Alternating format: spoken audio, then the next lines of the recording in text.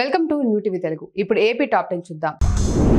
Kotavaratla నరసీపట్నంలో sub treasury భవనాల నిర్మాణంలో ఉన్నట్లు అనకాపల్లి జిల్లా ట్రెజరీ అధికారిని లక్ష్మీ సుభాషిణి వెల్లడించారు.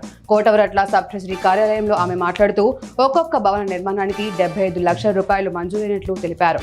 సాంకేతిక సమస్యలతో నక్కపల్లి ట్రెజరీ భవనం, స్థల సమస్యతో అనకాపల్లి ఈస్ట్ కార్యాలయం భవన నిర్మాణ పనులు ప్రారంభం కాలేదని స్పష్టం చేశారు.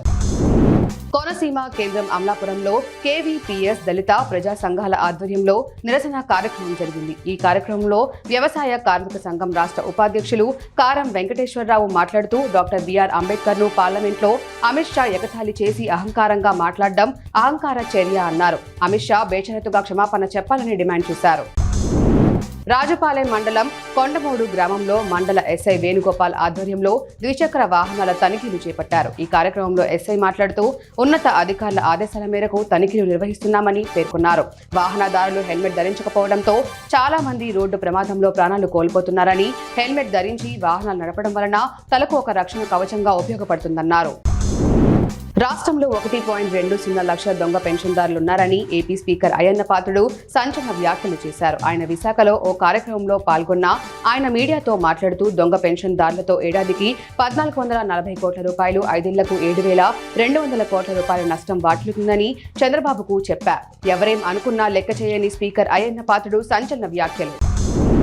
అవినీతికి పాల్పడే ఏ ఒక్కరిని కూటమి ప్రభుత్వం ఉపేక్షించదని మచిలీపట్నం నియోజకవర్గ జనసేన ఇన్ఛార్జ్ బండి రామకృష్ణ అన్నారు. మచిలీపట్నంలో ఆయన మాట్లాడుతూ మాజీ మంత్రి పేర్ని నానికి చెందిన రేషన్ బియ్యం మాయం కేసులో చట్టం తన పని తాను చేస్తుందన్నారు. పేదల బియ్యాన్ని అమ్ముకున్న పేర్ని నానిపై చట్టపరమైన చర్యలు ఉంటాయన్నారు.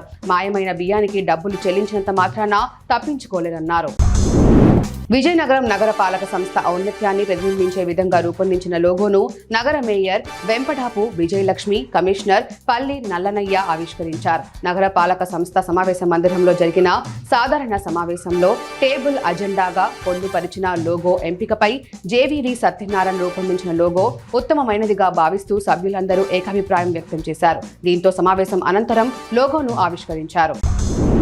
ఏపీ కేబినెట్ భేటీలో కీలక బిల్లులకు ఆమోదం తెలిపినట్లు రాష్ట్ర సమాచార పౌర సంబంధాల శాఖ మంత్రి కొలుసు పాదసారథి తెలిపారు. తాడికడపలోని ఆయన క్యాంపు కార్యాలయంలో విలేకరులతో మాట్లాడుతూ జల్ జీవన్ మిషన్ కు సంబంధించి పనులను రద్దు చేసి తిరిగి మాడిఫై చేసిన 5 పనులకు రీటెండర్ పిలిచేందుకు అగ్రిమెంట్ గడువు పొడిగించేందుకు కేబినెట్లో ఆమోదం తెలిపినట్లు మంత్రి పాదసారథి తెలిపారు. భారత రాజ్యాంగ నిర్మాత డాక్టర్ బిఆర్ అంబేద్కర్ పై కేంద్ర హోంమంత్రి అమిత్ షా చేసిన అనుచిత వ్యాఖ్యలకు నిరసనగా రేగిడి ఆమతాల వలస మండలం కొమిరిలో దళితులు ఆగ్రహం వ్యక్తం చేశారు. ఈ మేరకు వర్షాన్ని లెక్క చేయకుండా అంబేద్కర్ విగ్రహం ఎదుట నిరసన తెలిపారు. తక్షణమే మంత్రి పదవి నుంచి తొలగించాలని డిమాండ్ చేశారు. పార్లమెంట్ వేదికగా అమిత్ షా వ్యాఖ్యానించడంతో బీజేపీ అసలు రంగు బయటపడిందని ఆగ్రహం వ్యక్తం చేశారు. నెల్లూరు నగరపాలక సంస్థ పరిధిలో టిడ్కో గృహాల తాళాలు అందుకున్న లబ్ధిదారులంతా ఈ నెల చివరి నాటికి గృహ ప్రవేశాలు చేయాలని కమిషనర్ సూర్యతేజ సూచించారు. ఈ మేరకు ఆయన నెల్లూరులో ఒక ప్రకటన ద్వారా వివరణ తెలియజేస్తూ టిడ్కో గృహాల ప్రాంగణాలలో నూతనంగా వీధి దీపాలను ఏర్పాటు చేశామని, పారిశుద్ధ్య కార్మికులకు నిరంతరం విధులు కేటాయించి ప్రాంగణాలన్నింటినీ అత్యంత సుందరంగా తీర్చిదిద్దామన్నారు. హైకోర్టు ద్వారా ఎంపికైన గుంటూరు, ప్రకాశం జిల్లాలకు చెందిన న్యాయమూర్తులకు 40 గంటల శిక్షణ తరగతులు కొనసాగుతున్నాయన్నారు. గుంటూరు జిల్లా కోర్టు వేదికగా జరుగుతున్న ఈ తరగతులు 4వ రోజుకు చేరాయి. Supreme court mediation and cancellation project committee సభ్యులు సత్య, రత్నాతార పాల్గొని తరగతులు నిర్వహించారు. ఇందులో భాగంగా కమిటీ సభ్యులతో పాటు గుంటూరు డిఎల్ఎస్ఏ కార్యదర్శి లీలావతి మాట్లాడారు.